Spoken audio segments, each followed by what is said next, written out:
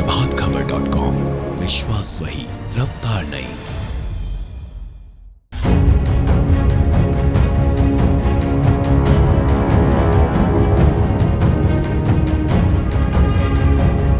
बंगाल चुनाव के परिणाम निकलने के बाद हिंसा की कई घटनाएं सामने आई। आज भी वहां पर हिंसा हो रही है। इसी बीच टीएमसी और बीजेपी में हिंसा को लेकर आरोप प्रत्यारोप भी देखने को मिले। बंगाल की सत्ता पर तीसरी बार काबिज होने वाली टीएमसी सुप्रीमो ममता बनर्जी ने शपथ ग्रहण के बाद किसी भी सूरत में हिंसा बर्दाश्त नहीं करने की बात कही थी, लेकिन बंगाल में हिंसा जारी है। गुरुवार को केंद्रीय गृह मंत्रालय की 4 सदस्यीय टीम बंगाल की राजधानी कोलकाता पहुंची। टीम बंगाल में रिजल्ट के बाद जारी हिंसा की घटनाओं का जायजा लेकर केंद्रीय गृह मंत्रालय को रिपोर्ट सौंपेगी। दूसरी तरफ विधानसभा चुनाव के बाद हुई हिंसा पर केंद्रीय गृह मंत्रालय ने पश्चिम बंगाल की ममता बनर्जी सरकार से विस्तृत रिपोर्ट मांगी है।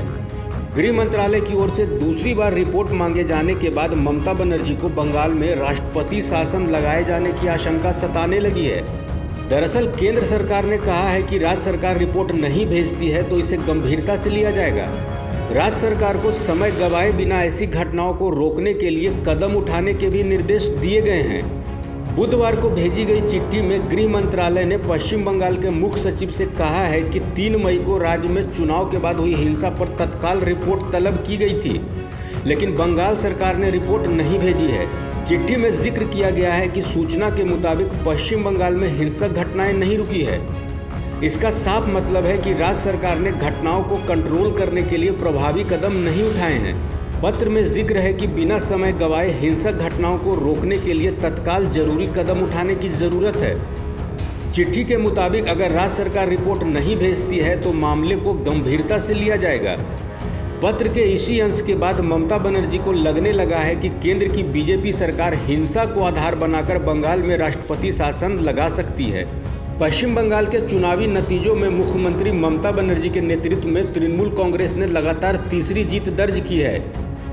दूसरी तरफ रविवार को चुनावी नतीजे आने के बाद पश्चिम बंगाल में हिंसा की घटनाएं सामने आ रही है।